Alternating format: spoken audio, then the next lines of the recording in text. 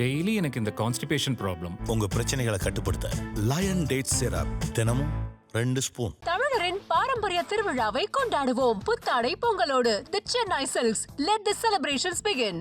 என் Lingusamy presents Nandha Periyasamy இயக்கத்தில் சமுத்திரக்கனியின் திருமாணிக்கம் வெற்றி நடை போடுகிறது. அது ஒரு அநாகரிகமான அணுகுமுறை. அது காரணங்கள் தான் ரொம்ப தப்பா இருக்கு. வேற ஒரு பெரிய காரணம் இல்லையே, எதுக்கு சபையை விட்டு வெளியில போனது? நான் என்ன என்னை பொறுத்தவரை நீங்க சட்டசபையை விட்டு வெளியில போனது தமிழ்நாட்டை விட்டே போயிடலாம். நீங்க ஒரு தேவையில்லாத ஒரு தொங்கு சதை. எவ்வளவு காலமா இந்த பிரச்சனை இருக்கு. மக்களால் தேர்வு செய்யப்பட்டு நிறுவப்பட்ட ஒரு அதிகாரம் தான் மக்கள் அதிகாரம், மக்கள் ஆட்சி. அது இல்லாம ஒரு நியமன உறுப்பினருக்கு இவ்வளவு முதன்மைத்துவம் இருக்குதுன்னா இது ஜனநாயகம் மக்களாட்சின்னு பேசுறது ஒரு வெற்று வார்த்தையா இல்லையா? முதல்ல அதுவே தப்பு. என்ன காரணம் சொல்றாரு சொல்லுங்க, நீங்களே சொல்லுங்க. எதுக்கு வெளியேறணும்? காரணம் என்ன சொல்றாரு? சரி, இப்ப நாங்க இது யார் நாடு? முதல்ல இப்ப என்ன நான் இது ஏன் நாடு? இந்த நாடு திரும்ப திரும்ப கேள்வி, இது இருந்ததா உருவாக்கப்பட்டதா? அப்படி பார்த்தா மொத்தமாவே இது ஏன் நாடு? நான் சொன்னா கூட இந்த இனத்தின் மகன் பெருமைக்கு பேசுறேன்னு சொல்லலாம். ஆனால் அம்பேத்கரை விட இங்க அறிவாசான ஒரு அறிவான ஒரு கல்வியாளர் யாராவது இருக்காருன்னா அவரே சொல்றாரு, இந்த நிலப்பரப்பு முழுதும் பரவி வாழ்ந்தவர்கள் தமிழை தாய்மொழியாக கொண்ட நாகர்கள் தான். இந்த நாடை இந்நாடு என்று சொந்தம் கொண்டாடி கொள்ள ஒரு இனத்திற்குத்தான் உரிமை உண்டு, அது தமிழர்களுக்குன்னு சொல்லியிருக்காருல. அதை நீங்க எடுத்து பேச மாட்டீங்க, நாங்க எடுத்து சொல்லும் போதும் கேட்கவும் மாட்டீங்க. அப்படி இருக்கும்போது முதல்ல ஒண்ணு, நான் என் தாய்க்கு மகன், அப்புறம்தான் எங்க அத்தைக்கு மருமகன். இல்ல நீ நாட்டுப்பற்றை உருவாக்கணும்னா நீ முதலில் உன் மொழி மீது, உன் இனத்தின் மீது, உன் நாட்டின் மீது பற்று கொண்டிரு. பிறகு இந்திய நாடு. நான் சிட்டிசன் ஆஃப் இந்தியா, என் நேஷனாலிட்டி தமிழ். நான் சிட்டிசன் ஆஃப் இந்தியா, நான் என் நேஷனாலிட்டி தெலுங்கு, அப்படி என் நேஷனாலிட்டி கன்னடம். அப்படிதானே நானு, அப்படித்தானே இந்த நாடு. எதுவுமே இல்லாம நீ முதல்ல தேசிய இந்தியா ஒரு அது தேசமா, பல தேசங்களின் ஐக்கியமா, அவரவர் தாய்மொழிக்கு முன்னுரிமை இருக்கணும். அதுக்குதான் இது நாடு. அதுக்குதான் மாநிலங்கள் மொழி வழியே தேசிய இனங்கள் நீளங்கள் பிரித்து கொடுக்கப்பட்டிருக்கு. இங்க முதல்ல அதை பாடணும்னா முதல்ல எங்க அம்மாவுக்கு மகனா இருந்தாதான் நான் அத்தைக்கு மருமகனாக முடியும். அதுக்கு 22 வருஷம் ஆகுது நான் அத்தைக்கு மருமகனாக. எனக்கு உயிர் கொடுத்து உயிர் பால் ஊட்டி வளர்த்த என் தாய்க்கு நான் அன்பும் பாசமும் உண்மையும் காட்டி இருக்கிறதா? அது என்ன ஒரு அடிப்படை இல்லாத இதை இதுக்கு வெளியில போனா ரொம்ப நல்லது, வெளியில போங்க, மொத்தமாவே போங்கன்னு சொல்லணும். முதல்ல அப்படித்தானே நீங்க செய்யணும். இதை நீங்க கர்நாடகால சொல்லிடுவீங்களா? நீங்க சரியான, நீங்க பெரிய ஆண்மகன், நல்ல ஆளுநர், பெரிய இவர், நீங்க கர்நாடகால இதே மாதிரி சொல்லிட்டு நீங்க போயிருவீங்க. இல்ல வேற இதர மாநிலங்கள்ல இந்த நாட்டு பண்ணை, இந்திய நாட்டுக்குன்னு ஒரு பண்ணு இருக்குதுன்னா அது சரி, அதை போடுவாங்க. போடாம விட்டா அவமதிப்புன்னு சொல்லுங்க, அது ஏன் பண்ணீங்கன்னு சொல்லலாம், அது சரி. முதல்ல என் நாடு, என் நாட்டின் பாடலைத்தான், வாழ்த்து பாடலை போட்டுத்தான், அது என் தாய்மொழிக்கு இருக்கிற வாழ்த்து பாட்டை போட்டுத்தான் அப்புறம் இந்திய நாட்டுக்கு பாட்டை போடணும். அப்ப அதுல கோவச்சுக்கிட்டு வெளியில போறா ரொம்ப நல்லது, போயிட்டு வாங்கன்னு தான் சொல்லணும். போங்க, வராதிங்கன்னு சொல்லணும்.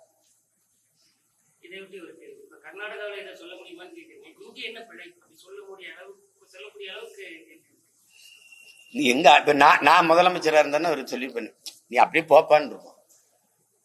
இப்ப பேசுறீங்கல்ல, இத்தனை ஆண்டுகளாக இல்லாத மரபு இது, அதை மீறி உரம் இது பண்றோம்னு. மக்களால் தேர்வு செய்யப்பட்ட அரசுக்குத்தான் அதிகாரம்.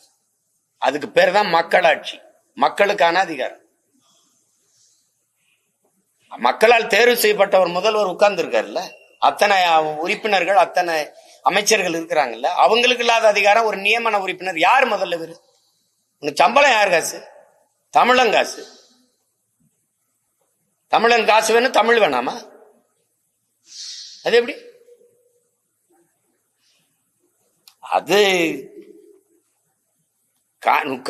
நீங்க என்ன பேசுறீங்க? நீங்க எம்ஜிஆர் ஐயா காலத்துல ஒரு பக்தவச்சலம்னு ஒருத்தர் நம்ம கோலாறுல சட்டமன்ற உறுப்பினர் ஆயிட்டாரு.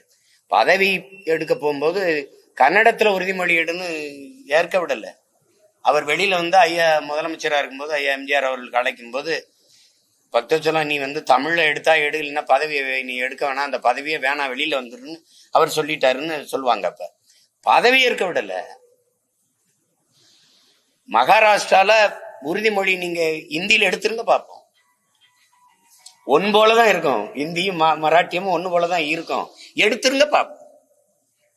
அமிதாப் பச்சனும் அவர் மனைவியும் ஒரு பாடல் வெளியீட்டு விழாவில் இந்தியில பேசிட்டாங்கிறதுக்காக என்ன பாடுபடுத்தினாங்க தெரியுமா? படமே ஓடாதுங்கிற அளவுக்கு அழுத்தத்தை கொடுத்தாங்க. அந்த பற்று எங்களுக்கு இருந்தா பாசிசமா எப்படி வருது? இதெல்லாம் அறமே இல்லை, ஒரு அறமே இல்லை. போடவே இல்லை, இந்திய பாட்டை வந்து போடவே இல்லை அப்படின்னு சொல்லுங்க, அது ஒரு அவமதிச்சுட்டாங்க அப்படின்னு சொல்லுங்க, அது அதுக்கு பேசலாம். போடுவாங்கல்ல.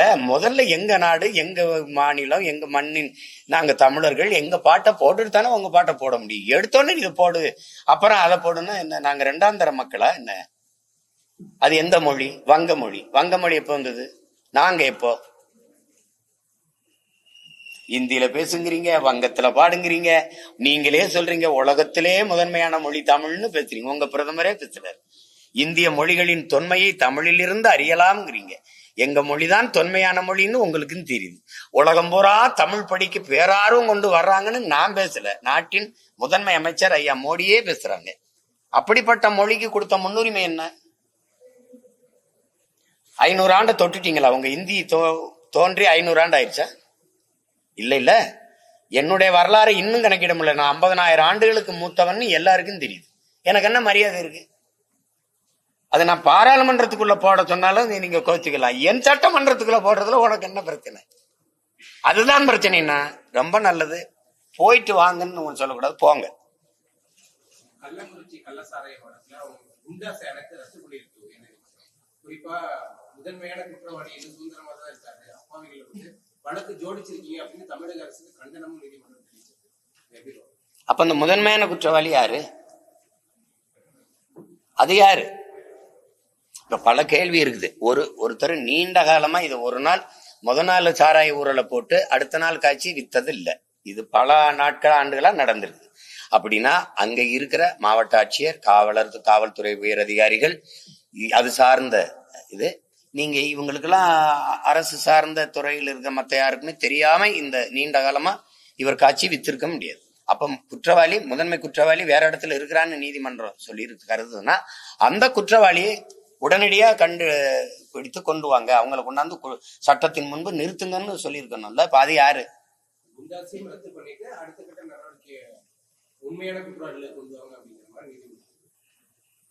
அவ்வளவுதான் அது முடிஞ்சிட்டுதுன்னு நீங்க நினைச்சுக்கீங்க.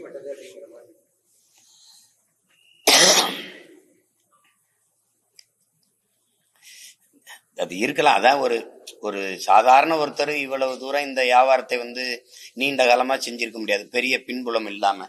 அந்த பின்புலம் வந்து எப்பவுமே குற்றம் வெளியில வரும்போது படக்குன்னு அப்பாவிகளை உள்ள பழி கொடுத்துட்டு வெளியேறிடும். அது வழக்கமா எல்லா குற்றங்களுக்கும் நடக்கிறதா. அது மாதிரிதான் இதுவும் இருக்குதுன்னு நீதிமன்றம் கருதுதுன்னா அப்ப அந்த உண்மையான குற்றவாளிகள் எவ்வளவு காலத்துக்குள்ள ஒப்படைக்கப்படுவார்கள்ங்கிறது ஒரு வரையறை இருக்குல்ல. ஏன்னா இது இனி தேர்தலை நோக்கித்தான் நகரும். இப்ப கள்ளச்சாராயத்தை விட இப்ப அண்ணா பல்கலைக்கழகத்துல இருக்கிற அதே மூடி மறைக்க அரசு போராடுது. அப்படி இருக்கும்போது இதை போய் தோண்டி எடுக்குமா? தங்கச்சி ஸ்ரீமதிக்கு நிகழ்ந்தது என்னன்னே கண்டுபிடிச்சு சொல்லல. ஒரு எளிய மகள்ங்கிறதுனால அவளுக்கு எந்த பின்புலமும் இல்லை, அதனால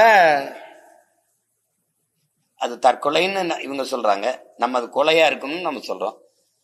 அப்ப அது குறித்த விசாரணையே இல்லை. அதுல இன்னும் கொடுமை பார்த்தீங்கன்னா 2 ஓய்வு பெற்ற நீதிபதிகளை வச்சு விசாரிக்க சொல்லுது அரசு. விசாரணைக்கு ஒரு குழு போடுது, சிபிசிஐடி விசாரணைக்கு நகர்த்துது.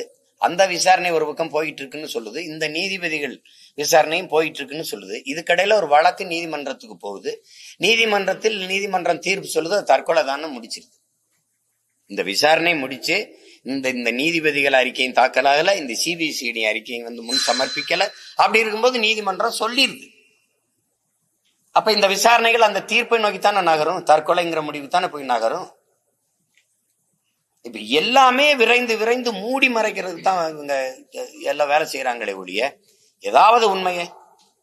இப்ப இன்னைக்கு அதிமுக இந்த அண்ணா பல்கலைக்கழக மாணவிக்கு அந்த தங்கைக்கு நடந்த பாலியல் கொடுமையை எதிர்த்து போராடுது. அதை உடனடியா கண்டுபிடிக்கணுங்குது. அது யாரு பின்புறத்தில் இருக்கு, அந்த சார் யாருன்னு கண்டுபிடிக்க சொல்லு. இவங்க ஆட்சி காலத்துல பொள்ளாச்சியில நடந்த அந்த கூட்டு பாலியல் வன்கொடுமை இருக்குது, இது கூட வெளியில தெரியல. அந்த வழக்கை முதல் தகவல் அறிக்கையில வாக்குமூலத்தை பெற்று வெளியிட்டு இருக்கிறதெல்லாம் எவ்வளவு கோரமா அவர் அணுகியிருக்காருன்னு வெளியில வருது. ஆனால் அந்த தங்கைகள் கதர்னது, உடையற்ற உடலை வச்சு துன்புறுத்தி அடிச்சது, அண்ணா என்னை விட்டுருங்க விட்டுருங்கன்னு கெஞ்சினது, அந்த காணொலி எல்லாம் பார்த்துட்டு அதை எப்படி மறந்து கடந்து போக முடியும்? அவங்களும் நடவடிக்கை எடுக்கல. நாங்க வந்தா நடவடிக்கை எடுங்கன்னு சொன்ன இந்த ஆட்சி 3.5 ஆண்டுகள் ஆயிடுச்சு, எடுக்கல. அப்ப அது என்னாச்சு? அந்த பாதிக்கப்பட்ட தங்கச்சிகள் மனநிலை என்னப்போ? அவங்க குடும்பம், அவங்க எல்லா தவறுகளையும் காலங்கடத்தி ஆற போட்டு அப்படியே விட்டுட்டு போறதா இருக்க ஒழிய எதையும் உண்மையா விசாரிச்சு கொண்டாந்து அதுக்கு நீ குற்றத்துக்கு தண்டனை பெற்றுக் கொடுக்கணுங்கிறது ஒண்ணும் இல்லை. இப்ப அது மாதிரிதான் இனி இந்த கள்ளக்குறிச்சி விசாரம் அவ்வளவுதான், செத்தவன் செத்ததான் 10 லட்சம் ரூபாயோட போக வேண்டியதுதான். நீங்க கலந்துகிட்ட புத்தக வெளியிட்டு தமிழ் தாய் வாழ்த்து சொல்றதா ஒரு சர்ச்சையாகவும், இன்னொரு இந்த பப்பாசிங்கிற ஒரு அமைப்பு உங்களுக்கு கண்டனமும் தெரிவிச்சிருக்கு. நீங்க விரும்பத்தகாத செயலில் ஈடுபட்டதாகவும் சொல்லி அவங்க கண்டனம். யாரு விரும்பத்தகாதது? தமிழ் தாய் வாழ்த்து யாரு விரும்பத்தகாதது? யாருடைய விரும்பத்தகாததை நான் செஞ்சுட்டேன். அதான் அவங்க யாருன்னு சொல்லுங்க. அவங்க யாரு விரும்பத்தகாத செய்யறது? பப்பாசிங்கிறது அது அரசு சார்ந்த அமைப்பா இல்ல பொது அமைப்பா? அரசு சார்ந்தது இல்ல, பொது அமைப்பு. பொது அமைப்புல இப்ப அந்த நிகழ்ச்சியில இப்ப நாங்க எங்க கட்சி நிகழ்ச்சியில எல்லாம் தமிழ் தாய் வாழ்த்து, வேற தமிழ் தாய் வாழ்த்து தான் போடுறோம். உங்களுக்கு புரியுது? இது உங்களுக்கு இப்ப சொன்னதுதான், நான் சொன்னதுதான். இப்போ இது நாடு, ஏன் நாடு? இது தமிழ்நாடு. இதுல எங்க இருக்கு திராவிடனல் திருநாடு? நீங்க கன்னடமும் கழிதலுங்கும் கவின் மலையாளமும் துளுவும் உன் உதிரத்தில் உதிர்ந்தவன்னு வரிகள் வருதுல்ல, அந்த வரிகள் எங்க அந்த தமிழ் தாய் வாழ்த்துல? ஆரியம் போல் வழக்கொழிந்துன்னு வருதுல்ல, அந்த வரிகள்லாம் எங்க? 10க்கும் மேற்பட்ட வரிகளை நீங்க எடுத்துட்டீங்க. நான் என்ன செய்யறேன்? மொத்தமா பாட்டே எடுத்துட்டேன், அவ்வளவுதானே. ஏன் திராவிட நல் திருநாடு இங்க வருது? திராவிடம்ங்கிற சொல்லு என்ன மொழி? என்ன மொழி சொல்லுங்க. தமிழ் தாய் வாழ்த்துல சமஸ்கிருத சொல் அதுல வருதா இல்லையா? தமிழ் தாய் வாழ்த்துல என்ன திராவிடம் வருது? திராவிட நாடு எங்க இருக்குது? உங்க வசதிக்கு நீங்க திராவிடம்னு சொல்லு வந்தவொடனே அதை தமிழ் தாய் வாழ்த்தா ஆக்கிட்டீங்க. என் வசதிக்கு இப்ப நான் அதிகாரத்துக்கு வந்தேன்னா நான் எங்க தாத்தா புரட்சி பாவலன் எழுதின பாட்டு இருக்குது, அதை தூக்கி தமிழ் தாய் வாழ்த்தா போடுவேன், அவ்வளவுதானே. இப்ப அந்த பாட்டை இப்ப போட்டுக்கிட்டு இருக்கேன். உங்களுக்கு என்ன பிரச்சனைன்னு சொல்லுங்க. அரசு விழாவுல நீங்க போடாம இருங்க. இது பொது நிகழ்வு. இந்த புத்தக வெளியீட்டாளர்கள் அல்லது பதிப்பாளர்களுடைய அமைப்பு அரசு காசுல இயங்குது, அரசு கொடுக்குது அப்படின்னா அரசுக்கு காசு எது? என்னை கண்டிக்கிறீங்கல்ல, என் காசு அதுல இருக்கா இல்லையா? அந்த முன்னாடி நான் பேசும்போது கைதட்டினவன் காசுல அதுல இருக்கா இல்லையா? தமிழங்காசு தானே இருக்கு. அப்ப நான் என்ன இந்தி தாய் வாழ்த்து போட்டேனா இல்ல இங்கிலீஷ் தாய் வாழ்த்து போட்டேனா? தமிழ் தாய் வாழ்த்து தானே போட்டேன். அதுக்கு தூய தமிழ்ல எங்க தாத்தா புரட்சி பாவலன் பாடிய பாடலை போட்டேன், வேற யார்ட்டும் இல்ல ரவீந்திரநாத் தாகூர் பாட்டு எதையும் போட்டேனா? அப்படிலாம் ஒண்ணும் இல்ல. என்ன உனக்கு பிரச்சனை? அந்த பாட்டை போட்டதுனால கொட்டையே பத்தி எரிஞ்சிருச்சு, பல பேர் இறந்து போயிட்டான், அப்படிதான் இருக்கா? பிரச்சனை இருக்கா? சொல்லு. ஒண்ணும் இல்ல. அப்புறம் மற்றொரு குற்றச்சாட்டம் அவங்க வைக்கிறாங்க. புத்தக வெளியிட்ட பத்தி இப்ப ஒரு 40% இருந்தாலும் அரசியல தான் அதிகமா அவர் பேசியிருக்காரு. நான் இருங்க தம்பி, நான் இறங்கிட்டு வந்த பிறகு கலைஞர் கின்னஸ்ன்னு ஒரு நூல் வெளியிட்டு இல்ல, அது யாரு வெளியிட்டு பேசினது? மதிப்பிற்குரிய எங்க ஐயா துரைமுருகன், அன்பிற்கினி எங்க அண்ணன் சுகாதாரத்துறை அமைச்சர் மா சுப்பிரமணியம், எல்லாரும் சேர்ந்து வெளியிட்டீங்க. அதுல பெரிய பெரிய திராவிட முன்னேற்ற கழகத்தை சார்ந்த கட்சிக்காரங்கெல்லாம் பேசினீங்க.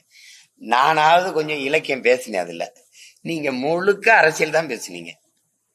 அது என்னது? அது என்னன்னு சொல்லுங்க. ஏங்க நீங்க பேசுனா அது உங்களுக்கு வந்தா ரத்தம், எங்களுக்கு வந்தா தக்காளி சட்னி ஆயிருது. அது நான் பேசுனது தவறு என்றால் நீங்க பேசுனது எப்படி சரி? உங்களுக்கு மட்டும் கண்டனம் தெரிவிச்சிருக்காங்க. அம்மா எனக்கு மட்டும்தானே கண்டனம் தெரிவிக்க முடியும். என்ன நான் மட்டும்தானே உங்களுக்கு பிரச்சனையா தெரியுது. அதுதானே நாம் ஏறி மேடையில பேசி இவ்வளவு பிரச்சனை கூட ஆகல, இந்த கண்டனம் கூட வரலைன்னா நான் எதுக்கு 1/2 நாள் செலவழிச்சிட்டு போய் மேடையில் ஏறி பேசணும்? சேகராசுரன்ல வினை ஆற்றாத சொல் வீணுங்கிறான். பேசினா ஒரு பிரச்சனை உருவாகணும், ஒரு பிரளயம் ஏற்படணும், ஒரு கலகம் ஏற்படணும். இல்லைன்னு சும்மா போய் நான் எதுக்கு போய் பேசணும்? அது வேற யாராவது பேசுவாங்க. அப்ப நான் இப்படி பேசட்டா? இந்த தமிழ் தேசியம் என்ற இந்த புத்தகம் மிக அழகாக வடிவமைக்கப்பட்டிருக்கிறது. அட்டை வடிவமைப்பாளருக்கு ஒரு நன்றி. அதுல உள்ளே பல சிறப்பான கட்டுரைகள் இடம்பெற்றிருக்கிறது. கட்டுரை ஆசிரியர்கள் அனைவருக்கும் என்னுடைய வாழ்த்துக்கள். இந்த புத்தகம் இதிலே மொத்தம் 1,35,500 எழுத்துக்கள் இருக்கிறது. தமிழ் தேசம் இருக்குது, தமிழ் தேசியம் இருக்கு. தமிழ் தேசியம்னா என்னன்னு பேசாம தமிழ் தேசியத்தின் மகன், இந்த அரசியலை முன்னெடுக்கிற மகன், பிரபாகரன் மகன், அதை கூட பேசலைன்னா அப்படி நான் கைத்தடி வச்சிருக்கேனா துப்பாக்கி வச்சிருக்கேனா? கைத்தடி வச்சிருக்கனே தட்டி தட்டி நடக்கிறான். நான் துப்பாக்கி வச்சிருக்கேன். 2 குண்டாவது வெடிக்கணும், 2 தோட்டாவது வெடிக்கணும். இல்லைன்னா போய் எதுக்கு நம்ம அந்த நிகழ்ச்சியில கலந்துக்கணும்? இப்படி நடக்கும்னு தெரிஞ்சுதாங்க அந்த நிகழ்ச்சி நடந்திருக்கு. இல்லைன்னா என்னையே கூப்பிட்டு வெளியிடணும். எல்லாரும் அரசியல் தான் பேசுறாங்க. அதுல நான் பேசுனது உங்களுக்கு பிரச்சனையா இருக்கு. அதனால இது பிரச்சனையா இருக்கு.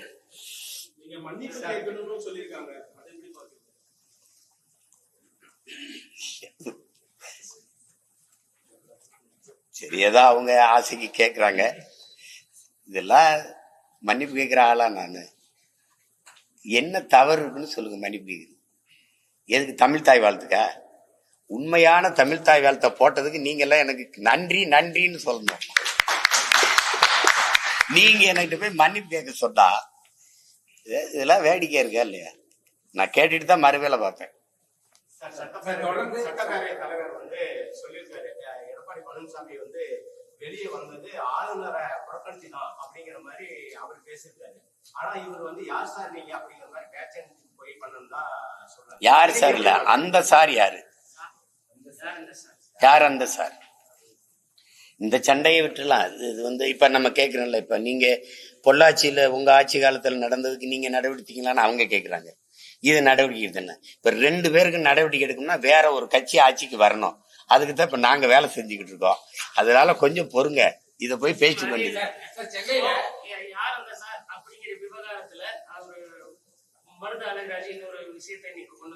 யாரு மருத?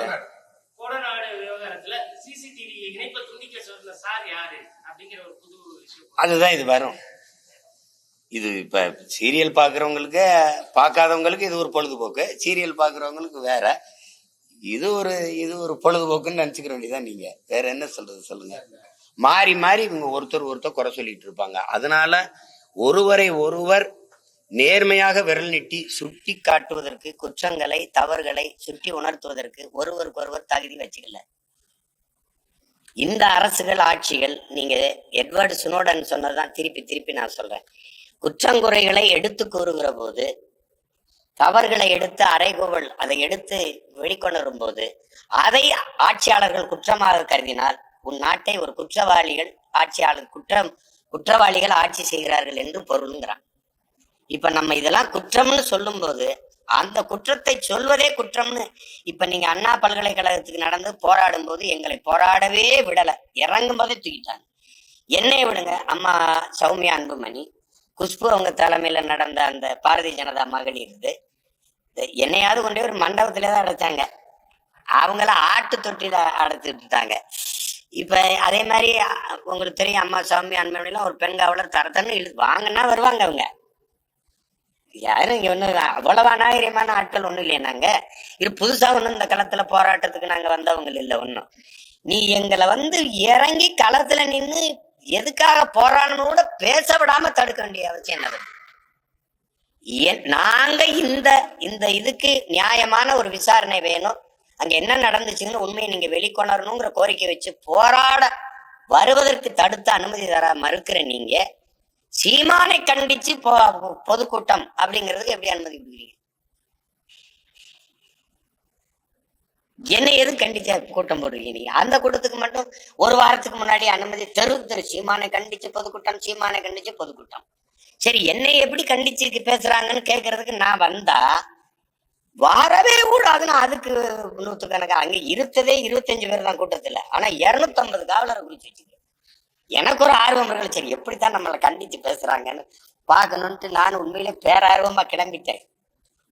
அப்ப இது இது எப்படி இருக்கு ஒரு நாடா இருக்கு இது? போய் தொடர்ந்து போராட்டத்துக்கும் அனுமதி இல்ல. குறிப்பா சென்னையில முதலமைச்சர் பங்கேற்ற நிகழ்ச்சியில கருப்பு பெண்களால கருப்பு ஷால் கூட போட்டுறாங்க காவல்துறை. அப்ப இப்ப அண்ணன் உங்ககிட்ட ஒண்ணு கேக்குறேன். எனக்கு கோபமா இருக்கு, உங்களுக்கு இருக்கா? இருக்குல்ல, அந்த கோபத்தை பத்திரமா வச்சுக்கிறீங்க, அணைய விட்டாரு. இப்ப நான் என்ன கேக்குறேன், போராடுறதுக்கு அனுமதி இல்லை எங்களுடைய தலைவர் சொன்னதுதான்.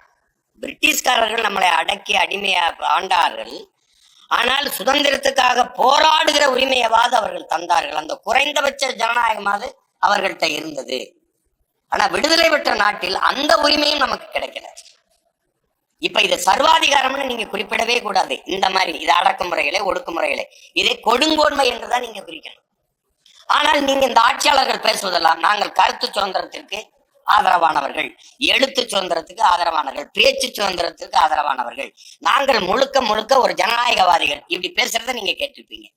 அப்ப ஒரு எதுக்காக போராடுகிறோம்ங்கிற கோரிக்கையை ஊடகத்தை சந்திச்சு பேசிவிட்ட பிறகு எங்களை கைது பண்ணி நீங்க சிறைப்படுத்துங்க, அடைச்சு வைங்க, அது சரி. பேசவே கூடாதுன்னு குறவழியை நெரிப்பது எந்த மாதிரியான ஒரு ஆட்சி முறை? நீங்க கருப்பு துணி தங்கச்சிகள் மாணவிகள் அணிஞ்சு வர்றது, நீங்க கருப்புனா ஏன் உங்களுக்கு அவ்வளவு வெறுப்பும் அருவருப்பும் வருது? ஆளுநருக்கும் வருது, அதே மாதிரி உங்களுக்கும் வருது. அப்ப கருப்புனா வெறுப்புனா உங்க கட்சியில் இருக்கிற கருப்பு சாப்பில கருப்பை எடுத்து விட்டுருவீங்களா? கேட்டா உயர் பாதுகாப்பு கருதி நாங்க எடுத்துட்டோம் அப்படின்னு. கருப்பு துணியில என்ன பாதுகாப்பு இருக்குது? கருப்பு துணினா அவ்வளவு, அதுலதான் பாதுகாப்புக்கு பிரச்சனை எதுவும் இருக்கா? அப்ப பிளாக் கார்ட்ஸ் பூரா கருப்பு போட்டு வரான அவனை சட்டை கட்டுப்பா பாதுகாப்பு பிரச்சனைன்றீங்களா?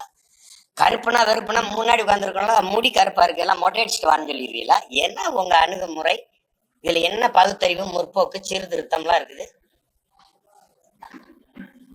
பொம்பளை பிள்ளைய நம்ம பிள்ளைய அவன் நீட்டு தேர்வு எழுதும் போது துப்பட்டா வெளியில எடு, தலைமுடிய விரிச்சு விடு, முழுக்கை போட்டா வெட்டி விடு, உள்ளாடைய கலட்டுன்னு அவன் கொடுமைப்படுத்தினதுக்கு இதுக்கு என்ன வேறுபாடு கண்டீர்கள்? கருப்பு துணி எடுத்துட்டு காவி துணியை போட்டா சரின்னுவீங்களா? இல்ல மங்களகரமா போட்டு வந்தா விட்டுருவீங்களா? மஞ்சள் துணி போட்டா மங்களகரமா இருக்குன்னு விட்டுருவீங்களா? எப்படி? இதெல்லாம் அண்ணனை பேச விட்டுட்டே நீங்க தான் பேசணும். அதுக்குதான் இவ்வளவு ஊடகம் வச்சிருக்காங்க.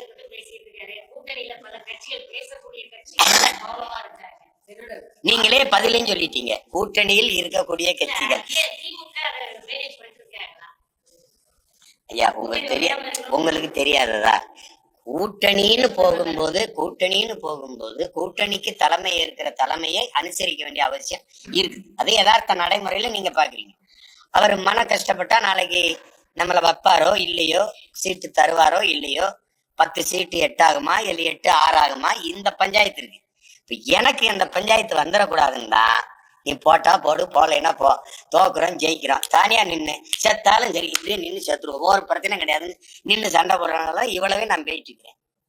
அவங்க பேசுனா ஒருவேளை இது என்ன ஆகுமோ ஏதாகுமோ, கூட்டணி தர்மம்னு ஒண்ணு வச்சிருக்காங்க. கருமம் இருக்குல்ல, அதை தர்மம்னு ஆக்கி வச்சிருக்காங்க. அதனால சரி, எங்க கூட்டணியில இருக்க எங்க அண்ணங்க, எங்க ஐயாக்கள், எங்க ஆளுகள்லாம் பேசலைனாலும் அதுக்கு பதிலா அவங்க பின்னாடி வந்த தம்பி பேசிட்டு போறேன்னு நினைக்கிறீங்க, அவ்வளவுதானே. அவங்க என்ன பேசணும்னு சொல்லுங்க, சேர்த்து நான் பேசிக்கிறேன். பேசுறது இப்ப நீங்க கூட்டணியை கலைச்சு விட பாக்குறீங்க. ஏதாவது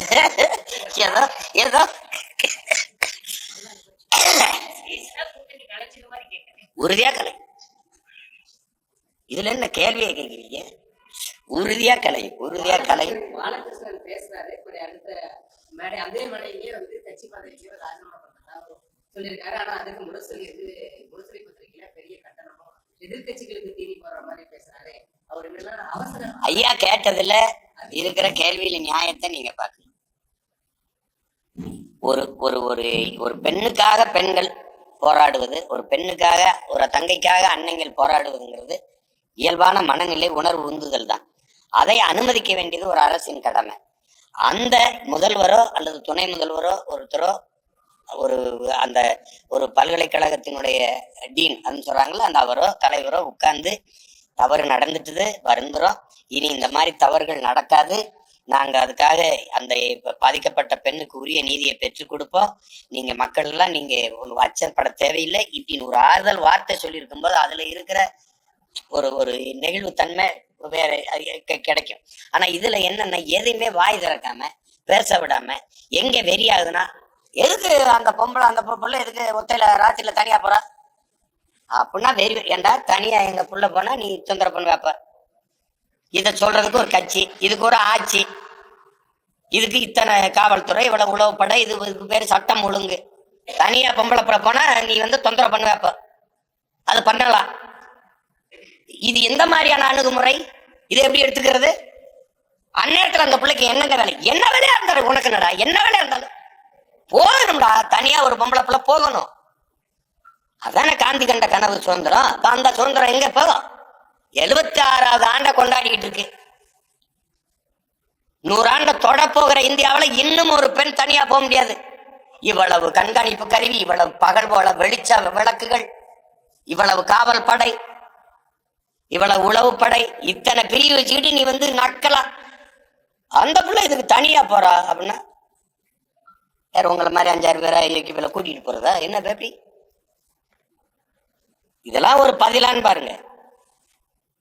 அதுலதான் இது சிக்கலாகுது. அதுக்கு போராடவே வரவிடாம போராடவே கூடாதுங்கிறதுக்கு பேர் என்ன? அததான் அவர் கண்டிக்கிறார். ஒரு அவசர நிலை பிரகடனம் போல இருக்கு, அறிவிப்பு போல இருக்குதுன்னு சொல்றாரு. இப்ப உங்களுக்கு தான் அந்த பதில். அடுத்த நாள் அவர் பதவியில இல்ல வேற ஆள் இருக்காங்கன்னா இவரும் பேசினாருன்னா கட்சி கூட்டணியில இருக்காது இல்லையா?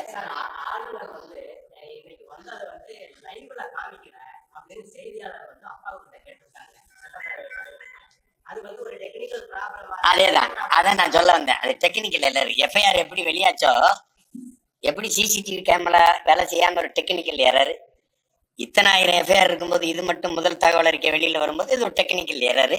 அப்படி ஆளுநர் வரும்போது ஒளிபரப்பாகல, அது ஒரு technical error. That's all your honour. பங்கேற்ற நிகழ்வு நேரடியாக ஒளிபரப்பல கட்சி வெட்டி அவர்களுக்கு ஏற்றார் போல வெளியிட்டிருக்காங்க அப்படின்னு சொல்லி ஆளுநர் அவரோட பாப்பா அந்த எடிட்டருக்கு என்னுடைய வாழ்த்துக்கள். நல்லாதான் படத்தை தொகுத்து வெளியிட்டு வேற ஏதாவது சொல்ல சொல்றீங்க.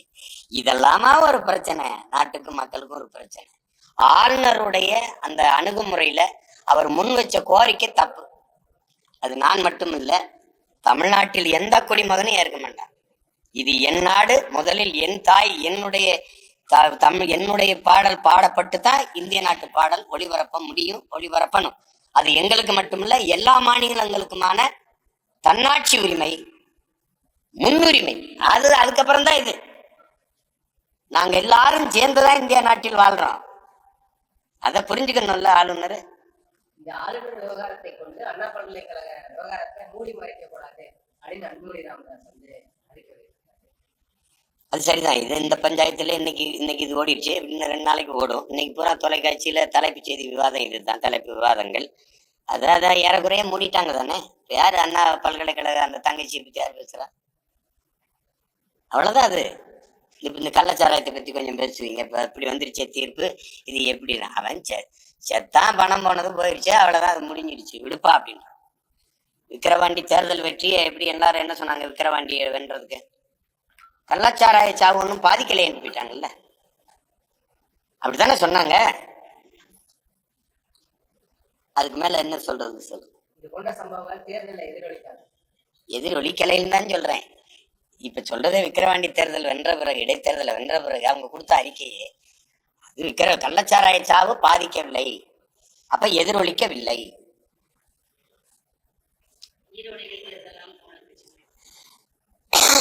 ஒரே நிலைப்பாடு தான், அது போட்டிடுது,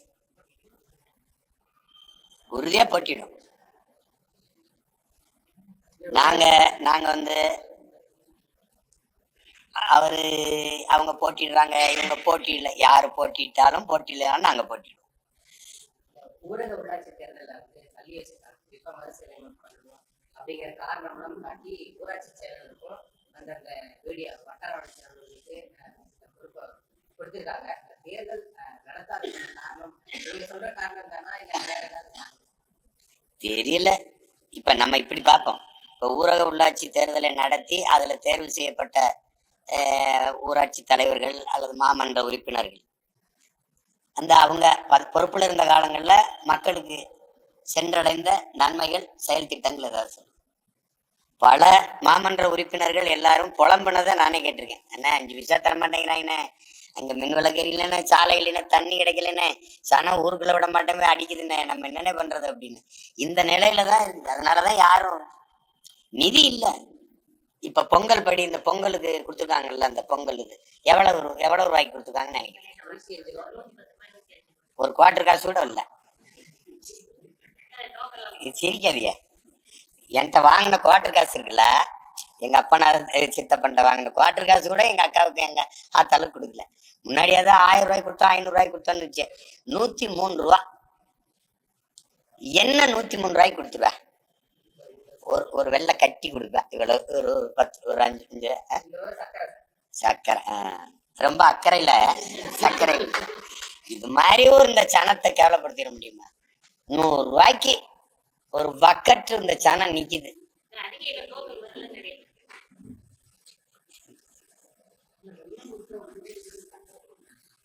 வெள்ளம் கொடுத்தா உருகிடும் சர்க்கரை. டோக்கன் வரல.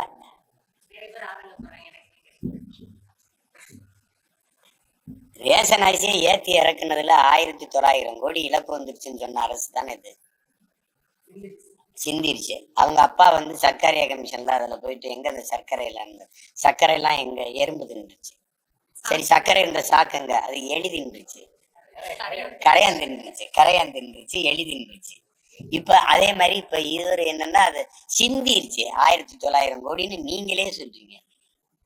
அரசு சொல்றதே 1900 கோடின்னு சொல்லுது, 2000 கோடின்னு சொல்லுது. அப்ப அது நம்ம கணக்குல எடுத்துக்க வேண்டியதான். அப்படின்னா இன்னும் 2000-3000 கோடி அதுல இழப்பு இருக்கு. இதெல்லாம் சரி விடுங்க, நம்ம நிலைமை சரி. 100 ரூபாயாவது 100 ரூபா தான் நம்மளுடைய ஒர்த்து. அவ்வளவுதான் தம்பி, நம்ம ஒர்த்து அவ்வளவுதான் 100 ரூபா. வேற ஏதாவது கேள்வி இருக்கு?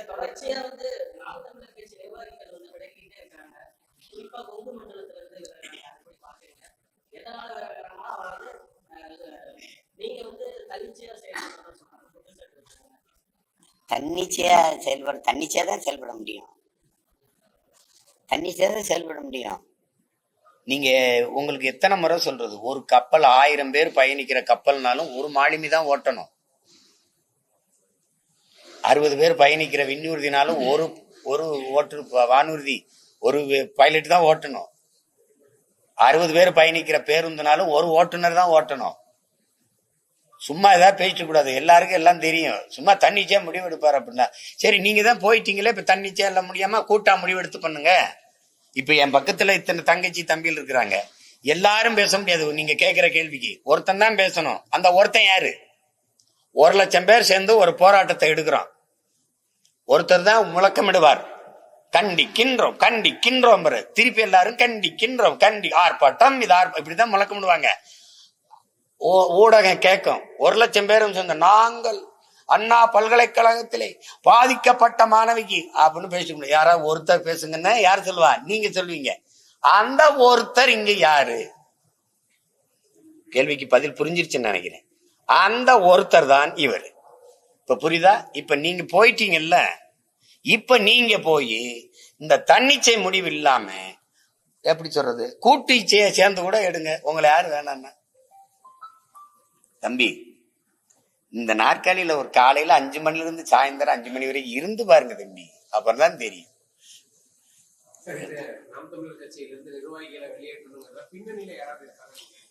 பின்னணியில ஒண்ணும் கிடையாது. எனக்கு பின்னணியில ஒரே ஒருத்தர் தான், அது எங்க தலைவர் பிரபாகரன் தான். அதுக்கு பிறகு வேற பின்னணிலாம் கிடையாது. கட்சியில தம்பி இங்க கோட்பாடு ஒண்ணுதான்.